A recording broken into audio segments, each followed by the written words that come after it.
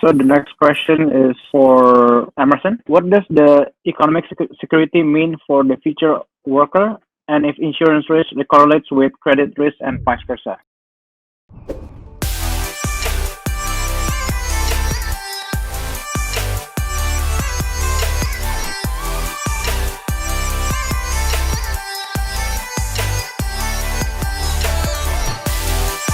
A question from the audience, from Chrissy.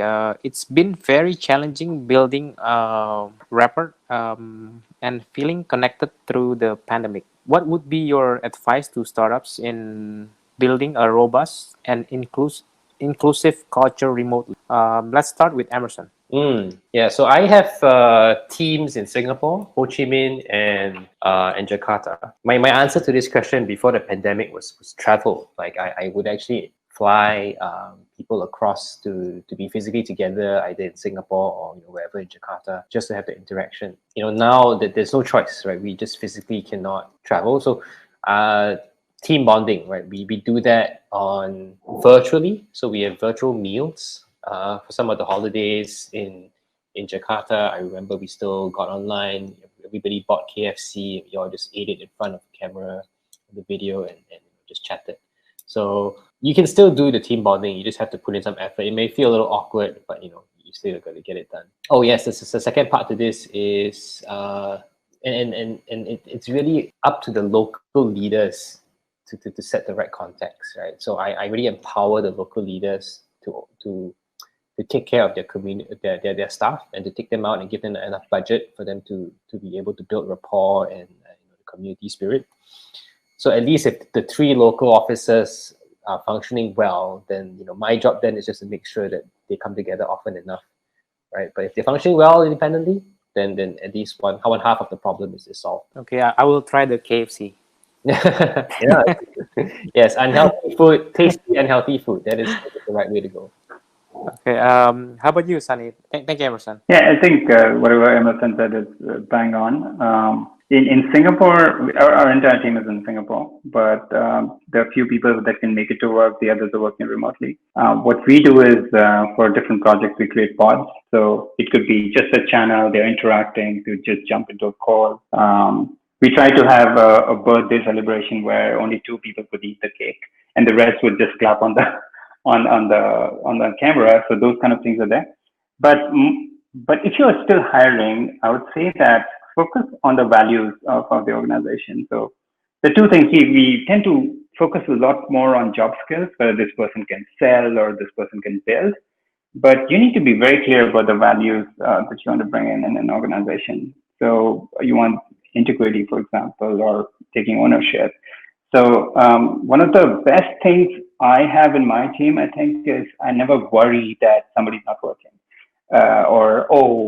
We are not working anymore. So is this person at 9 a.m.? Is he still on the laptop? Let me check. Or nothing like that. So they have their own times, flexible working hours. It's just because we focus on the values that you want to bring into the team. So you'll not get it 100% right, but if you get it like 80% right, I think you're on road to building a great culture within the team. And I would say the first 10 employees are very important. So ensure that you don't make too many mistakes there, as much as possible on the values. Okay, thank you, Sunny. So I'll head back to you, Arya. Yeah, so on the last questions, right? The mental health, right? Yeah, so next question is from TV, yeah. So the mental health and well-being of the whole societies have been severely impacted by this crisis and are a priority to be addressed urgently. How do you handle and lead your team to face this? I guess Emerson quite answered a little bit, right, by having constant communications as well. Yeah, so mental health. I think for me, it's watching burnout. So I do try to because I have one-on-ones with my reports. The staff will report to me. So I try my best to see if they're burning out, and to also if they're middle managers or they have reports to them, then ask them to look out for that as well. To be honest, I don't think I'm specifically trained to identify burnout or to deal with mental health, but I think that's the least I can do, right? Just to make sure that we check in, just continually ask if working at home is still a good arrangement. Do they feel that they need to see other people in the team? And if there is, find some way to facilitate that, right? Get them out for a meal, coffee, and thankfully in Singapore, we now can up to a maximum of 5 people. But yeah, I think just the checking in alone just gives them assurance that at least the leadership is conscious of it. Thank you, Emerson. So I think that's also important, right? By checking in, I guess by you giving options to go to the office, I think that helps as well, right? Yeah. I think it helps. I mean, so not everybody has a conducive environment at home. I think we take that for granted. Some of them live, with large families, or always noisy or quarreling or whatever. So yeah, options help. Okay. Thank you, Emerson. How about you, Sunny? Do you do anything special to address this mental health? Yeah, so one thing early on when I was working at Google, I noticed that it had a flat hierarchy. It was a very open and honest culture. So anybody can go and talk to anybody. You don't really look at whether he's a VP or senior. You can just block time and talk. So we kept it that way, and it should be a fun environment, right? So startups can be stressful, but it's all about the journey, right? As long as you're having fun, the destination doesn't matter.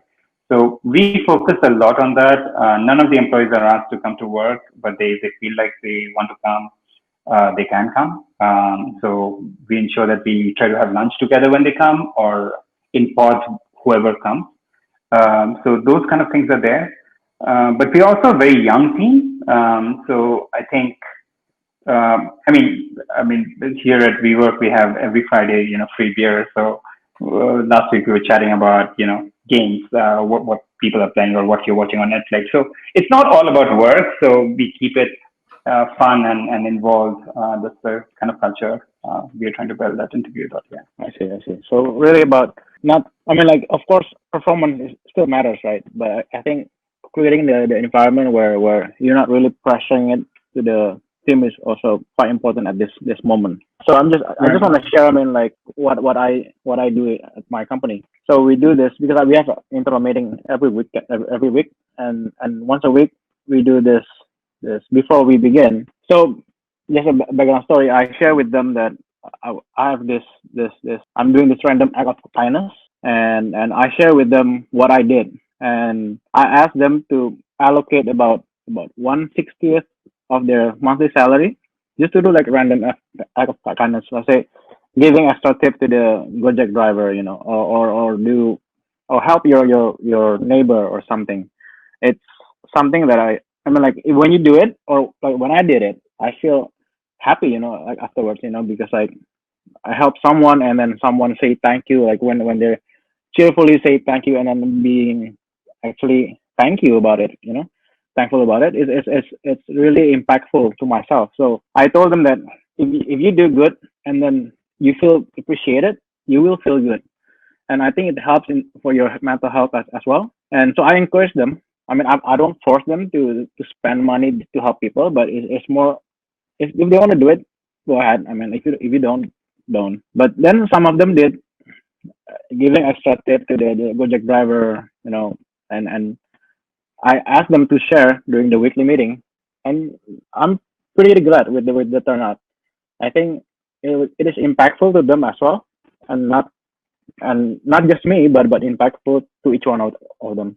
And it can be like, so one of them just shared today that she's helping the family who has to do quarantine, 14 days quarantine. So she helps with the grocery, with the cooking, the food and everything. And I think that's really impactful for herself. And I see that it's a good way to help with their mental health as well. So yeah, hopefully it's something that someone in the audience can do. I would say random act of kindness is something that is impactful for myself as well. So last question to the speaker: what is the key takeaway for your journey as a founder that you can share with some of us who are wanting or who have dreams to be founder? Let's start with Emerson. I would summarize just in one sentence that being a founder is a marathon and not a sprint. I think many young, even myself included, I had thought the initial years were the hardest, and I got through them the later years will be better. That's not true, man. So it's going to be a marathon, right? Get in there, make sure you can do it for the long run. Make it sustainable. Yeah. Don't think that it's been so long and it's still not a good business, so I failed, right? That's not it, right? You still have another 3-4 years to go. So yeah, just be prepared for a long journey. So startup journey is a marathon. Yeah, That's a good quote. that's what I think. Okay. Thank you, Amerson. Maybe your second and third one will be shorter, but your first one, I think, definitely will be long. Thank you. Thank you. How about you, Sunny? So I think one thing that COVID has taught us is, that the market decides, that the market always wins, right? So you need to constantly challenge the value proposition, the problem statement that you are solving for, because if you stay back, you'll perish, you'll become ancient. So constantly doing that problem statement and then pivoting if need be, being very flexible early on at least, is very super critical if you are in the founder's journey. So really being flexible but stay focused on your goal, right? Absolutely. So you might need to tweak and adapt to the changing circumstances. If you're too rigid and assuming you have like 6 months of features planned and go to market ready, you might the circumstances have changed, right? So the reality has changed. So you need to be very, very agile and flexible with the changing environment and then adapt. Yeah. That's true. And I mean, that's always the case, right? I mean, technology solves problem, but then the new technology will create new problem. So it's an ever-ending cycle, and I think we just need to adapt really fast. Okay, thank you so much, Sunny. Thank you so much, Amerson, for your time today. I know it's quite late there in Singapore, and we're thankful enough for your time and your wisdom. And I hope next time we'll have some more discussion or something. I mean, we had for this webinar, it's really about the founders, about the journey, but maybe in the future we're going to create some more in terms of the technical and more how to do startup in a more technical way. So thank you so much for your time today, and I hope to see you soon when the travel restriction is over. Yeah, I look forward to that. I'll hand over Ardi for the closing. Thank you. Thank you. Thank you, Sunny. Thank you, Amerson, and thank you for the audience. We will send follow-up email for feedback form. If there is any more question for the speakers, feel free to reply the email on the follow-up email. Thank you for all the partners for today's session, and stay tuned to cr.com and CR News YouTube channel for recordings of the events. You can also find us at Dengarkan. It's a podcast platform for iOS and Android.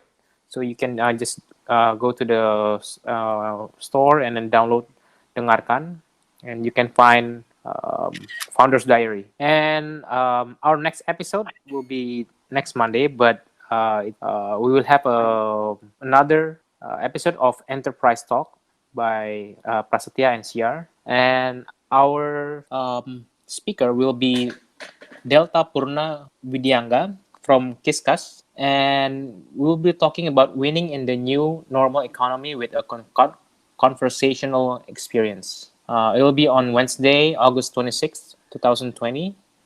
Same time, 7:30 p.m. to 9 p.m. So hope to see you all during the Enterprise Talk, and thank you again. Have a good night, and see you next time.